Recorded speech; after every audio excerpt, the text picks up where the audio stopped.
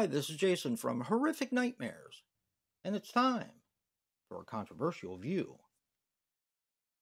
Now, this time we're going to be talking about, and I'm sure you guys probably aren't surprised, but we're going to be talking about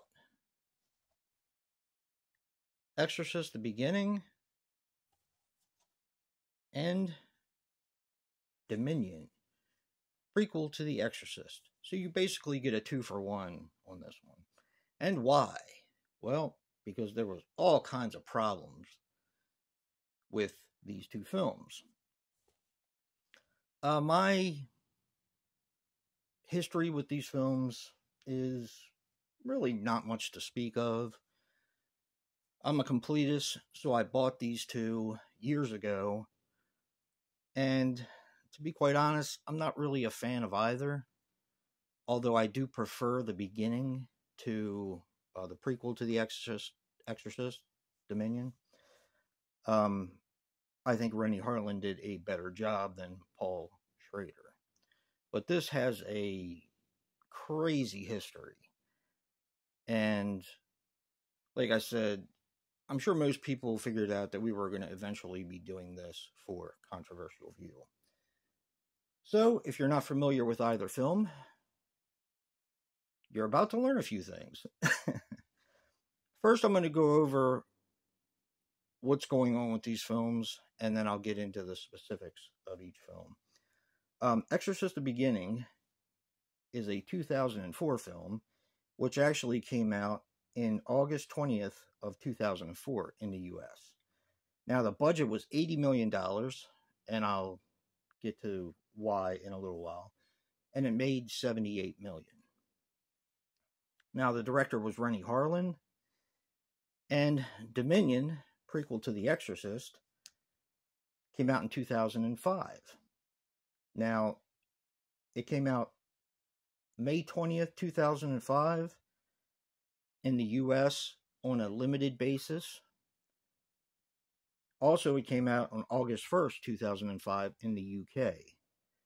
Now, this had a $30 million budget, and it made $250,000. Probably because it was limited. Also, probably because neither film was very warmly accepted. Now, of course, Dominion was directed by Paul Schrader. And we're going to get into some facts about both films. Both William Peter Blatty and Paul Schrader were almost thrown out of Exorcist: The Beginning for laughing loudly during the film. Apparently, they thought it was ridiculous. Now, in my opinion, I think Exorcist: The Beginning is a better film. There is some sort of wacky stuff happening at the end, but overall, I like the story it tells better, even though they're similar. Now, originally, Paul Schrader was hired by Morgan Creek, but he was fired after turning in his completed version of Dominion because it didn't have enough gore and blood to impress the backers of the film. Now, Rennie Harlan was hired to reshoot almost 90% of the movie. 2 characters were dropped from Paul's version. Harlan's didn't do that well. Rennie Harlan's version of the film didn't do that well either. So they released Paul's version later on. So here's my thought. Okay, the beginning made, as far as like a worldwide gross, made almost back what it spent. The Paul Schrader version made $250,000, which I thought was kind of ridiculous. Apparently, most of the cast wasn't available for reshoots or didn't want to participate out of loyalty to Schrader.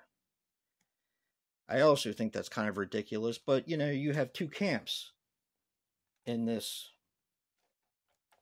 film.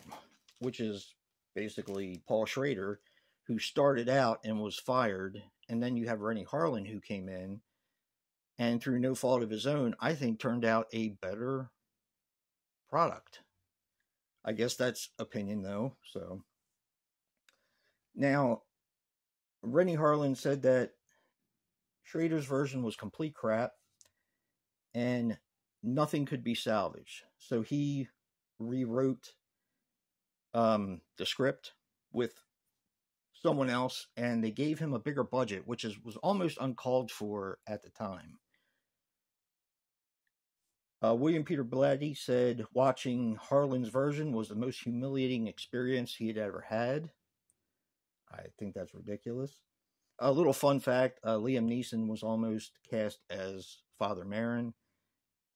I like Skarsgård. I thought he did a very good job. A lot of people commented on his age. I think that Liam Neeson would have been an interesting person to play Father Merrin. But I did like Skarsgård's, even though I'm not fond of either film, I thought his performance was, decent. Now, Warner Brothers talked Schrader into adding more gore. They said his version was too slow and talky. Basically, that it was boring. And it is. It comes in at an hour and 55 minutes.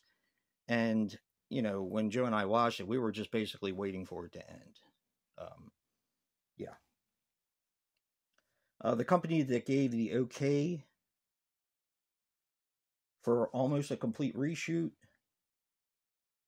but they used Schrader's trailer. So you had Rennie Harlan's version of The Exorcist coming out. So in order to promote this film, you used the trailer that people are never going to see, the parts in there, from another person's film. I mean, to me, that just seems like it was a waste of an opportunity. If I went to see a movie and a majority of the stuff wasn't in the film that I was watching in the trailer, because let's be honest, most people use a trailer to decide whether or not they want to see the film, I would have been pretty pissed off. And, yeah.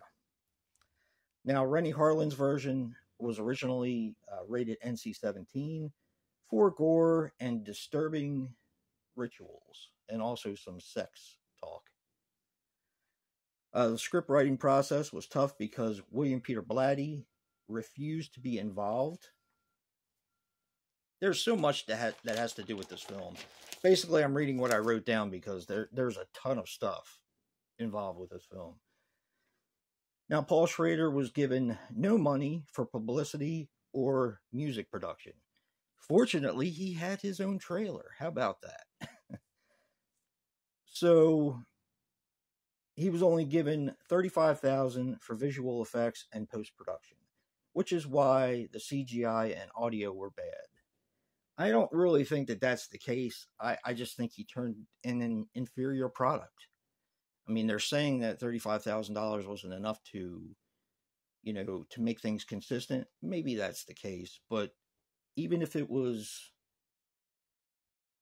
consistent throughout, I still feel this is a better film. And William Peter Blatty was a Schrader supporter, of course, saying that his version was a handsome, classy, elegant piece of work, which in other words means it was boring, because it is. Like I said, I do prefer Exorcist the beginning, but I am not a fan of either film, to be honest. To me, they were both extremely long-winded. They both had extremely wacky endings that were supposed to serve as a payoff. And I didn't feel satisfied in either film. They both got the same score on IMDb, probably because they were both supposed to be the same film. Me, myself, personally, I would have scored this maybe a point higher. Like, if I gave this one a 3.0, I would have given this one a 4.0. But that's just, because I like it a little bit better. I'm interested to know what you guys think. Do you like the beginning better, or do you like Dominion, the prequel to The Exorcist, better? Or do you not care either way because you don't like the film at all? I mean, I'm just curious. I definitely, the weird thing that I was telling Joe, and I'm going to wrap it up here, is I was surprised that I actually remembered this one more, but I think it's because it had been so long since I had seen this one.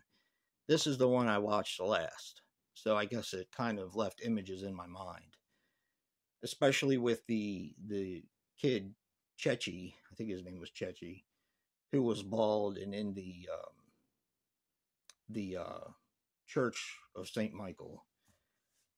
Yeah, both films I believe were a failure in my opinion, but like I said, I am curious to know what you guys think about it. And don't forget to check out Joe's controversial view for Exorcist the Beginning and Dominion, prequel to The Exorcist. Physical media matters. And until next time, peace.